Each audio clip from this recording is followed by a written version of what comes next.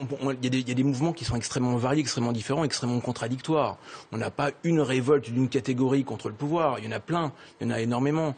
L'histoire du mariage pour tous est une histoire particulière qui est un peu décalée d'ailleurs par rapport au reste. C'est très décalé. Non mais pardon, est-ce qu'on peut parler du fond 5 minutes? Parce que je veux bien qu'on fasse des comparaisons hystériques, mais 1789, hystérique et historique, 1789, c'était quand même une revendication pour l'égalité.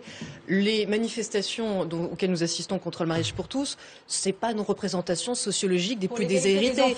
C'est pas les plus marginaux, c'est pas les gens qui sont en train de souffrir de la crise ou qui sont en train de voir leurs usines fermées. Il n'y a pas que c'est pour ça que je dis qu'il n'y a pas que ça. Il y a d'autres choses très conservateurs, très privilégiés, et qui, au lieu de se battre contre la pauvreté, contre la crise économique, ne trouvent rien d'autre à faire que d'aller se battre pour la discrimination, pour essayer de maintenir l'inégalité, pour faire en sorte que des enfants qui existent n'aient pas de protection juridique. Ils ont une Les protection manifestations juridique que l'on voit, il suffit d'être allé les voir de très près, ne représentent pas la France populaire qui souffre. Il faut arrêter de raconter n'importe quoi. Alors ça veut donc juste dire que vous n'y absolument êtes pas hallucinant. vraiment. Si, madame Bourge, je les ai vus de très près, j'ai même vu leurs chaussures de très près, croyez-moi. Vous avez vu leurs chaussures? J'y suis allée, oui, quand ils m'ont passé à tabac notamment, et j'étais allée la veille aussi. Oui, mais ça, oui, vous oui, savez pardon. que c'est pas vrai. Ah bon, c'est pas. Qu'est-ce qui est pas vrai? Pardon, qu'est-ce qui est pas vrai? Je me suis fait tabasser, c'est pas vrai? Qui vous ont passé à tabac? Pardon? Non, c'est pas vrai. Vous plaisantez, madame Bourge?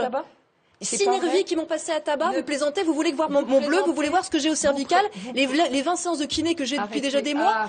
Vous osez dire, il y a des images qui existent que je n'ai pas été passée à tabac? Vous êtes négationniste en plus d'être On va pas vous demander votre certificat médical, Caroline Forest. Béatrice Bourge, contrairement à 1789, s'il vous plaît, contrairement à 1789, il y a aujourd'hui en France, Madame Bourge, il y a aujourd'hui en France, et vous m'écoutez, il y a aujourd'hui en France un Parlement, des députés. Non mais c'est bon, c'est fini. Ce que vous avez dit n'était pas injurieux. Il y a aujourd'hui en France, Caroline Forest, s'il vous plaît, il y a aujourd'hui en France des députés. Je venais pour filmer pour France 2 un film sur les Femen, ces féministes qui manifestent seins nus, qui avaient prévu de faire une action assez drôle, d'arriver en nonne avec des slogans humoristiques, et elles ont vivement été attaquées par des sauvages, hein, honnêtement, des gens qui ont totalement perdu la tête en voyant ces féministes qui leur ont foncé dessus, donné des coups dans le dos, dans les jambes, dans la tête, partout. Et ils se sont aussi attaqués aux journalistes, dont moi, parce que je filmais, sans me reconnaître au début. Puis comme ils m'ont mis à terre et qu'ils m'ont tabassé, roué de coups...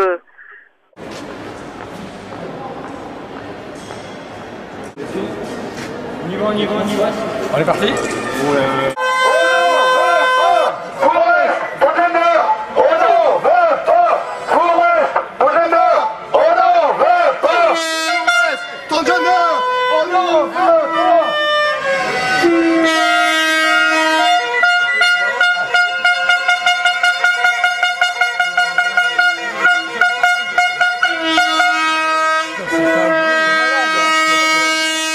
C'est l'affaire qui m'a fait. Il y en a qui me bat là, c'est qui? Oui.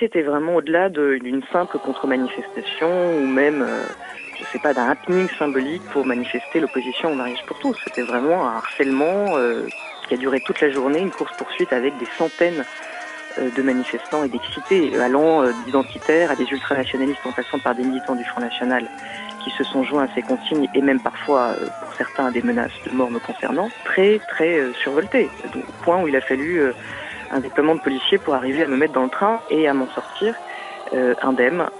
qui est quand même juste hallucinant. Et ce qui est plus consternant, c'est qu'ils se sentent capables d'aller jusque-là, parce que je pense qu'ils ont bénéficié d'une très grande tolérance, voire d'une certaine complaisance de la part d'un certain nombre d'élus qui auraient dû mettre le holà bien avant.